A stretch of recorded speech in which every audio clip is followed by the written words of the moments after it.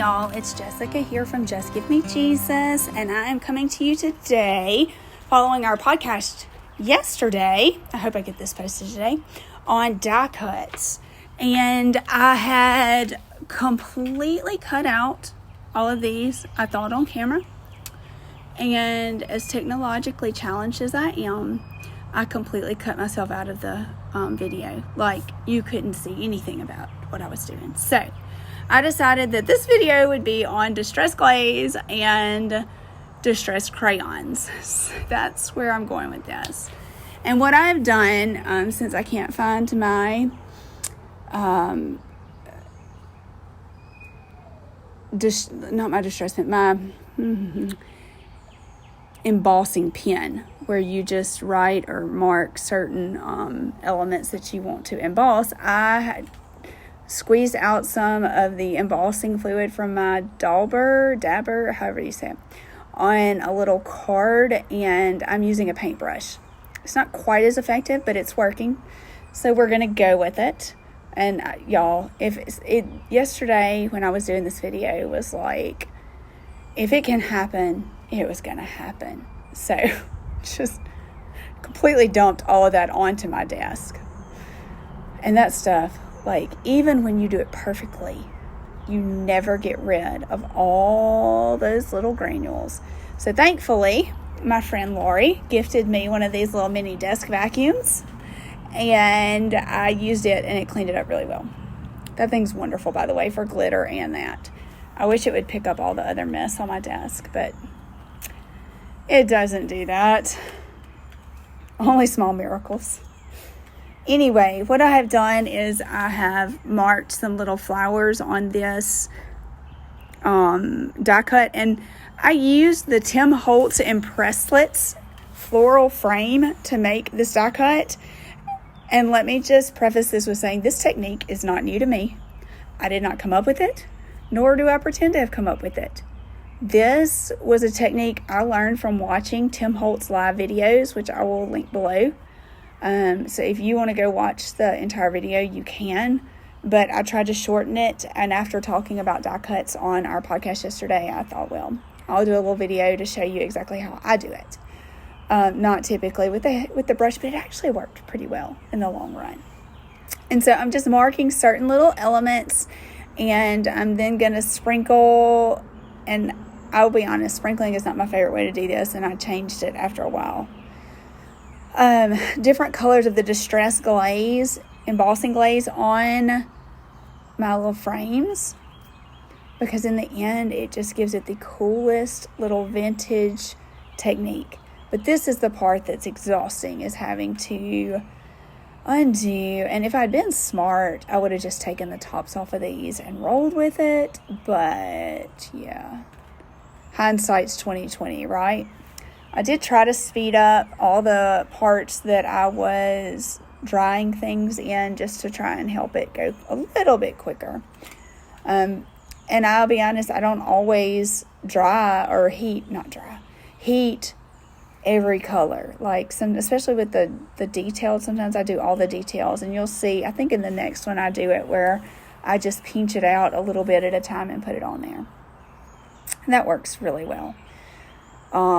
And this is the Distress Dabber, I don't know, is it dabber? You dab it. And it's got embossing glaze in it so that it sticks. It's like that sticky ink. So it stays wet a little bit longer, and you can pour your distress glaze or embossing powders or whatever you want to use onto it, and then knock it off. Now, here's where it gets really interesting. So I did that. Now you see me tapping my finger along that frame. That's to knock a little bit more of that distress glaze off, okay? Because I want those little bits and pieces on the cardstock that are going to fleck off, so that when I do my distress crayon, you're going to see that in there. Now, can we name the other mistake? The next mistake that Jessica's made today, I used my base paper and did the embossing fluid on that and then poured my stuff anyway, y'all. I was just a hot mess throughout this. But you know what? Mistakes don't mean that it can't look good in the end, right? They just mean that I had a bigger mess to clean up. I would not recommend holding these with your hand. Okay, just want to throw that out there. I do. I don't recommend it. Those can get hot. I have, my family calls it, like genetic hands, because my hands don't get, it takes a lot to get my hands hot. It's weird. So I don't process heat on my hands the same way. It's probably not good, but it is what it is. So this is a die cut that I used matte gel medium with cardstock on top of cardstock, and then laid tinfoil on top of it, and then cut it out. And y'all, it's gorgeous. Oh, these are my new favorite way. And I will try and do a video to show you exactly how I cut those Impresslits out. But yeah, that got cut off. I'll have to figure out if I can get my desk clean enough. Probably won't happen. Maybe I will get my desk clean enough. Now here I'm trying a technique where I'm using the black embossing pen, because I was really tired of using the hairbrush. So I was like, well, let me just try it and see what happens. So I go through and I do several different colors in this, and I think it's gonna work. Sometimes the greatest plans don't work out real well, right? And then you realize that you spend your time and energy doing this, and it's kind of done before it's even started. But sometimes we have to try things. You can't know until you try. Now I know. I'm not going to use the black embossing marker with Distress Glaze again, because one of the things with the Distress Glaze is that it is transparent, so that it's going to show some of what's underneath. Now, it may not show everything, but the lighter colors work better, because what you're going to see is you can't see the color. Well, you're not going to see it real well, but you can't see these colors show up over black. I found that out. And so it's important to try all of your colors and do them differently. And anyway, that was such a hot mess. That pen, I ended up having to cut the top off. I was so over it. I was so over that pen. At the end of the day, I'll probably just throw it away, because, when am I going to use that? I guess I could use a matte embossing powder. Like, not matte, non-transparent, chalky, thick embossing powder on it, and it would work, maybe. I don't know. Yeah, that's where it's like, wait, what just happened? And I cut the rest out because that was a hot mess. Or actually, I turned it off. So here I am embossing this frame. I had to cut the top off and pull it out. And y'all, it looked like burned. I was like, just forget it. Throw it to the side. Not even worth it. So this, though, y'all, this is so cool. And it turned out so neat. So I'm so excited that I tried this. So excited.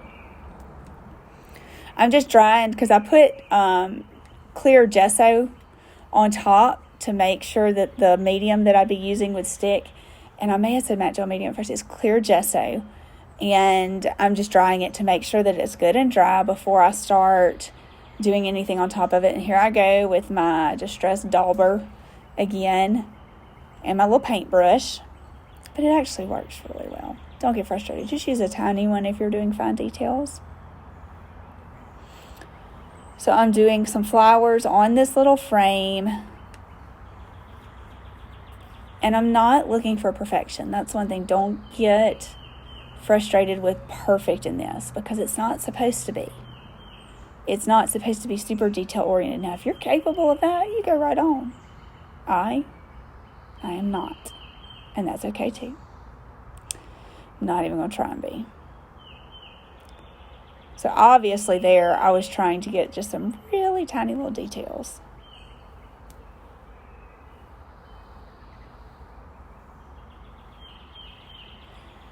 One thing that you do have to pay a little attention to is it tends to stick to that tinfoil just a little bit. So I just swipe the excess off with that brush, with a clean, dry brush, and it was no big deal. It didn't cause any problems. Now, that's such a tiny amount, I may not have actually done that again. I decided to mix some colors and put them in a little container when I had just a little bit. But that is Picked Raspberry is the pink color that I'm using there in the Distress Glaze. And now I'm going back, and I think I'm doing the little petals of the flowers, and I'll use Broken China. I think it's Broken China, yeah. Or glass, cracked glass, I don't know, broken something. China, glass, something. I'll link it. I'll put it below. Whatever it is, I'll show you below. But the neatest thing about these Impresslits is the 3D effect. And they're still thin enough to use in your journal and your Bible, but they are so pretty. So pretty. And you'll notice I'm not heating each one. I'm just not. I think I dumped that one in the trash, which I shouldn't have. I should have just saved it with the rest.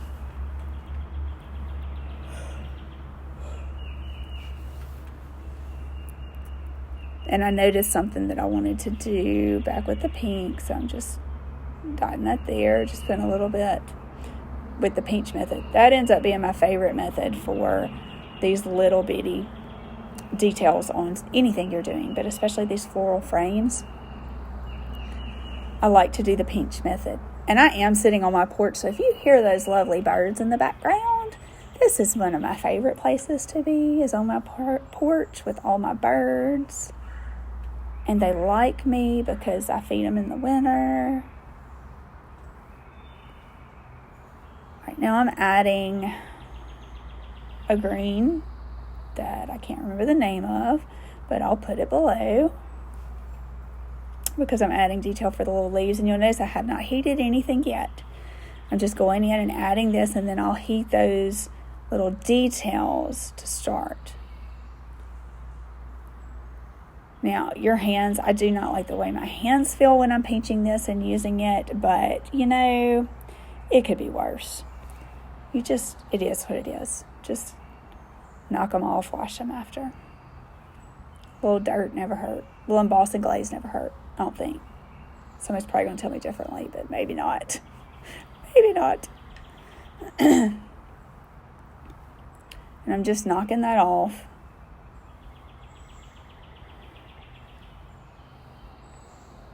Now I'm going to, what am I going to do? Am I going to heat it? I am going to heat it. I'm going to heat it. Go ahead and melt these. I was having a hard time getting that up. Now I will say on the tinfoil, you have to be careful because this will run. It will melt and then it'll start moving if you're not a little careful. I don't mean like you have to be crazy careful, just a little careful to watch it. Make sure you don't turn away from it or it'll melt. Not a big deal. It's still pretty, but anyway. So now I'm going to add, I think I did salvaged patina for my frame on this one, y'all. That new color is gorgeous. But I'm doing the distressed dauber. Once that other is dry, which it just takes it a couple of seconds or cool, you can go ahead and keep on moving.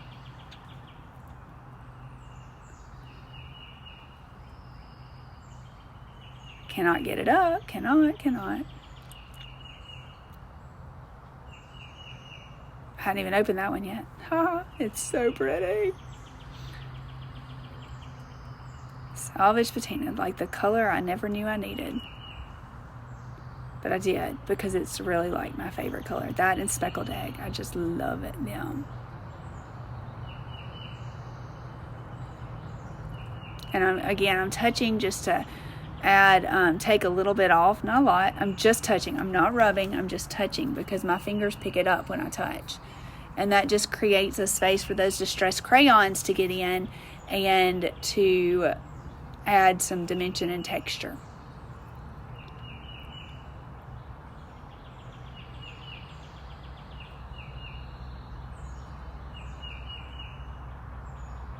was having a really hard time with it. This frame did not want to lift up. So I'm just going to melt that real quick, just until it gets kind of shiny. You can even see it on here. It's changed from matte to shiny.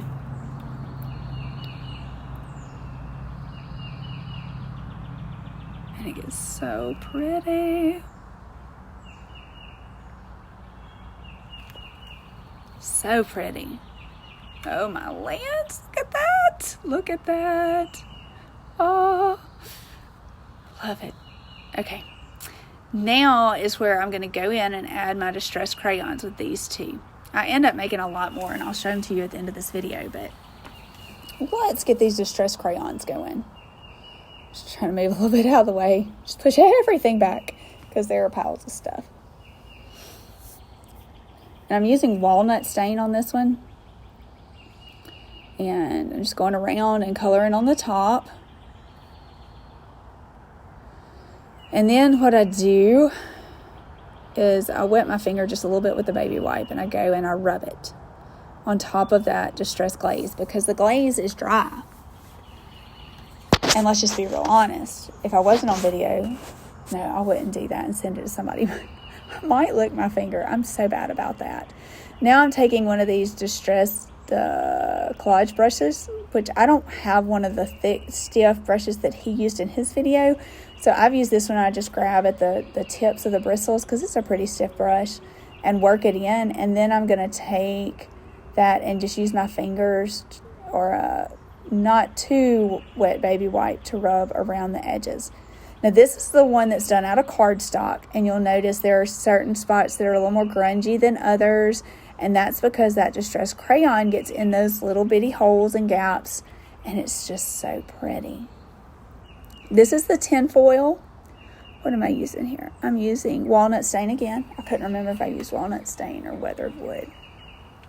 So I'm going to take that and rub it in good.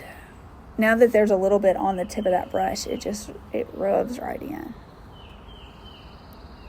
Oh, this is my favorite. It just turned out so pretty with this tin foil. Like, so pretty.